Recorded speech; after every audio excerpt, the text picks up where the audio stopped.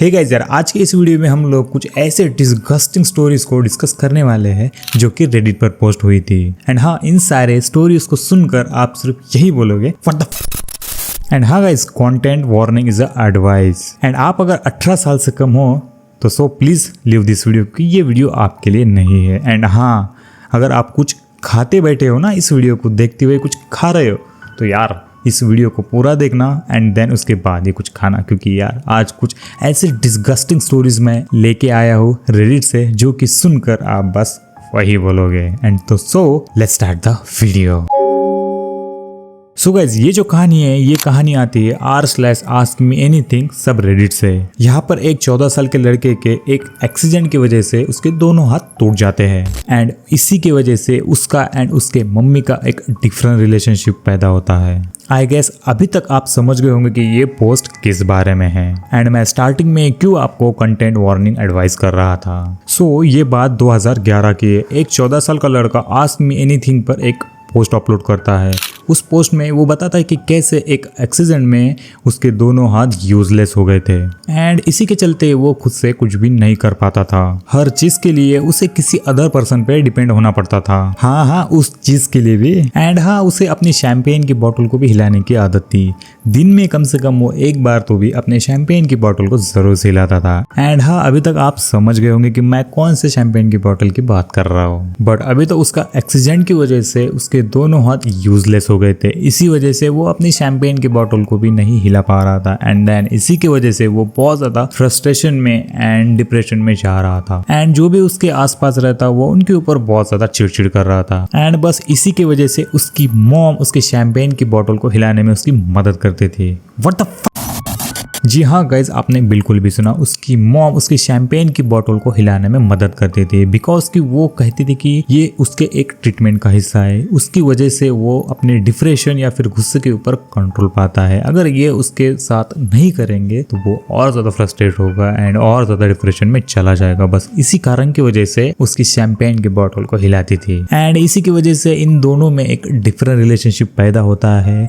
जब ये पोस्ट आई थी उस टाइम पर वो लड़का 14 साल का एंड देन उसके बाद जब वो 17 साल का होता है तब तक ये जो शैंपेन की बोतल को खिलाने के काम चलता था वो कंटिन्यू चलता आ रहा था एंड बस इसी की वजह से उन दोनों के अंदर एक अलग रिलेशनशिप पैदा होता है एंड इस चीज को वो दोनों भी इंजॉय करते थे। वो 14 साल का लड़का एंड देन उसकी मॉम इस चीज को लिटरली यार एंजॉय करते थे। एंड वो 14 साल का लड़का ये भी बताता है कि उसने एंड उसकी मॉम ने एक बार किस करने का भी ट्राई करा था, लेकिन उन्हें ये सब कुछ अच्छा नहीं लगा, एकदम घिनौना टाइप लगा। इस वजह से वो दोनों ने किस नहीं करी। मतलब गाइस यार, ईव। एंड वो लड़का बताता है कि अभी ये सारी चीज़ें उन्होंने छोड़ दी है। अब वो रिलेशनशिप में है, उसकी एक गर्लफ्रेंड है, जो भी उसे करना रहता है वो अपनी गर्लफ्रेंड के साथ करता है। एंड सबसे ज़्यादा डिस्टर्बिंग एंड डिस्गस्टिंग वाली बात तो ये है गाइस कि जो उस लड़के के फादर थे वो उस लड़के के फादर भी इस चीज़ के लिए मान गए थे यार। मतलब उसकी मॉम को उसी के फादर ने बोला था कि अपने बेटे का जाकर शैंपेन की बोतल हिलाओ। व्हाट?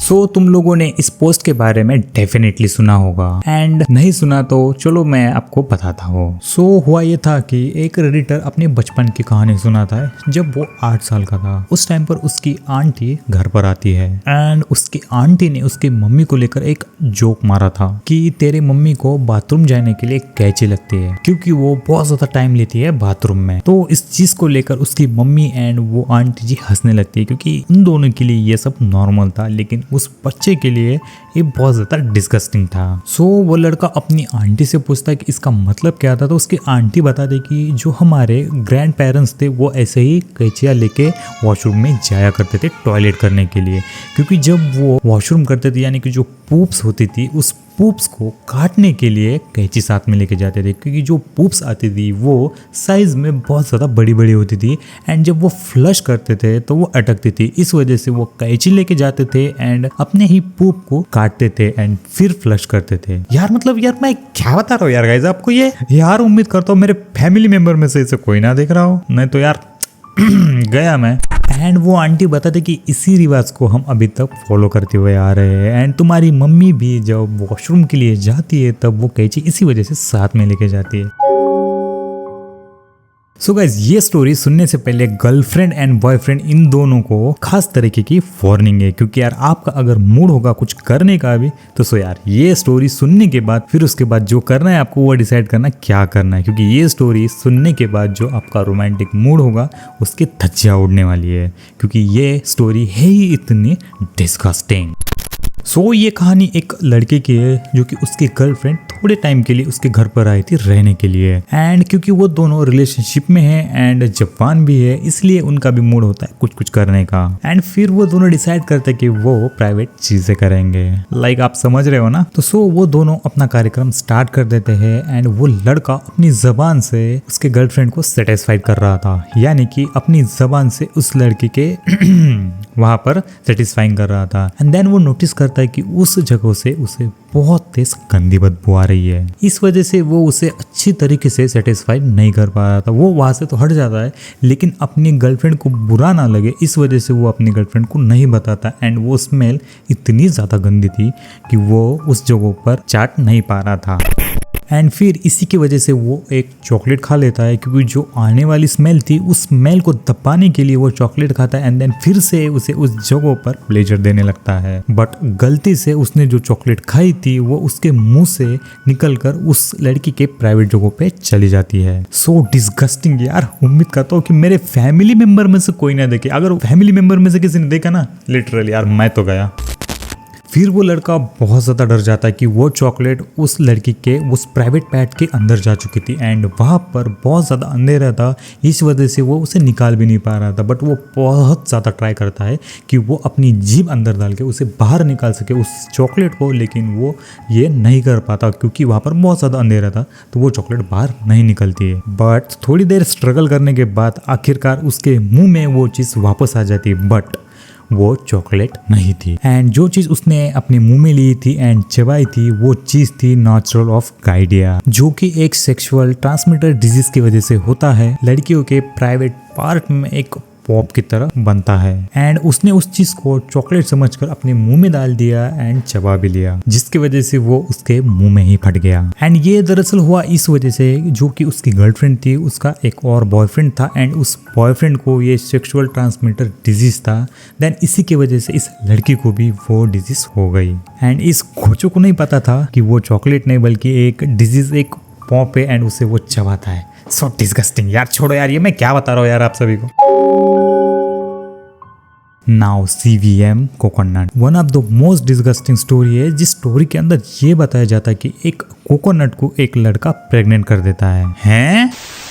बात दरअसल 2017 की है। एक रेडिटर अपनी कहानी पोस्ट करता है जहां पर वो बताता है कि 2009 में वो अपनी माँ के साथ निसादिन में रह रहा है, एंड उसकी मम्मी कोकोनट्स बहुत ज्यादा बाय करती थी क्योंकि अब कौन सी बात है उसकी मम्मी को कोकोनट्स बहुत ज्यादा पसंद थे। एंड लड़का एक टीनेज बॉय था जो कि अभी अभी जवान हो रहा था, एंड उसे थोड़ा रिसर्चफुल होना था अपनी चीजों को लेकर। तो उसे पता चलता है कि एक दिन उसकी मम्मी कुछ हफ्तों के लिए बाहर जा रही है, तो वो डिसाइड करता है कि एक कोकोनट के अंदर वो छेद करेगा एंड उस छेद के अंदर अपने शैंपेन की बोतल को शेक करेगा। एंड बिल्कुल ही वो टीनेजर ऐसा ही करता है, एक कोकोनट लेता है एंड उसके अंदर एक परफेक्ट छेद करता है एंड देन उसके अंदर अपने शैंपेन की बोतल को हिलाता है। उसे वो इतना ज़्यादा मज़ा आता है एंड देन उसे इतना प्लेजर मिलता है कि मैं बता नहीं सकता यार। उसे ही मालूम होगा ना, मैं कैसे बता सकता हूँ। एंड ये सिलसिला हर दिन ही चलते आ रहा था जब तक कि उसकी मॉम वापस नहीं आती। डेली की डेली वो उसी कोकोनट में, उसी एक कोकोनट में वो अपनी शैंपेन की बोतल को हिलाता था एंड जो मटेरियल था वो उसी के अंदर जमा करता जा रहा था। एंड द रीज़न वो इसी एक कोकोनट का यूज़ कर रहा था क्योंकि वो जो कोकोनट था उस कोकोनट के अंदर जो छेद बना हुआ था उसने वो बहुत ज़्यादा परफेक्टली छेद बनाया था, यानी कि एकदम टाइट छेद। यार मैं ये क्या बता रहा हूँ यार आप सभी को। इतना टाइम तक इस कोकोनट को यूज करने से वो एडिटर नोटिस करता है कि उस कोकोनट के आसपास मक्खियां मंडरा रही है एंड वहां से एक गंदी बदबू आ रही है। एंड फिर डेफिनेटली यार उसी कोकोनट से आ रही होगी ये बदबू, क्योंकि उस कोकोनट के अंदर इतने सारे मटेरियल को इस महाजनाब ने जमा जो करके रखा था। एंड खैर सो वो रेडिटर एक डिसाइड करता है कि एक लास्ट टाइम इस कोकोनट को वो यूज करेगा एंड देन इसको वो घर के बाहर फेंक देगा। बट इस गधे को ये नहीं समझ में आ रहा था कि सम रीजंस वहां पर जो मक्खियां मंडरा रही है वो क्यों मंडरा रही है। उस मक्खियों ने उस कोकोनट के अंदर अपने अंडे दे दिए, इस वजह से वो मक्खियां वहां पर मंडरा रही है एंड वहां पर इतनी ज्यादा गंदी बदबू आ रही है। बट ये गधा डिसाइड करता है कि एक और बार उस कोकोनट का यूज करेगा एंड देन उसके बाद इसको फेंकेगा। वो ऐसा ही करता है, वो अपनी शैंपेन की बोतल निकालता है एंड देन इस कोकोनट का यूज करने लगता है एंड वो नोटिस करता है कि इस कोकोनट से बहुत ही ज्यादा गंदी बदबू आ रही है जो कि वो नहीं सह पा रहा। एंड फिर इस कोकोनट को वो दूर फेंक देता है एंड जब वो देखता है कि उसके अंदर बहुत सारे कीड़े भर चुके हैं एंड कुछ कीड़े उसके उस होल में भी जा रहे हैं एंड उसमें से एक गंदा सा लिक्विड बाहर आ रहा है। यार कोई खाना वाना खा रहा है एंड उसे खाना नहीं जाए या फिर उल्टी हो जाए ना तो मुझे मत बोलना यार, मैंने स्टार्टिंग में आपको वार्न कर दिया था। वेल गाइस, ये जो अभी मैं आपको कहानी बताऊंगा ना, ये कहानी दरअसल रेडिट की नहीं बल्कि इंटरनेट की एक वेबसाइट पे मुझे दरअसल ये वीडियो मिला था। ये कहानी नहीं है, एक वीडियो है एंड इस वीडियो को मैंने देखा है एंड इसको डाउनलोड करके मेरे गैलरी में भी रखा। एंड देन वो वीडियो और वो वेबसाइट मैं आपको तो नहीं बताऊंगा, क्योंकि अगर मैंने आपको बता दिया या फिर इस वीडियो में डिस्क्रिप्शन में कहीं भी उस वेबसाइट की लिंक दे दी तो यार यूट्यूब अपनी टांग जरूर से अड़ाएगा। सो अब बढ़ते हैं हमारी स्टोरी के ऊपर। दरअसल इस वीडियो में होता क्या है कि दो कपल्स जो रूम के अंदर अपने इंजॉयमेंट कर रहे होते हैं, यानी कि वही आप समझ सकते हो कि एक लड़की एंड एक लड़का रूम के अंदर क्या ही करेंगे यार, बस वही कर रहे थे।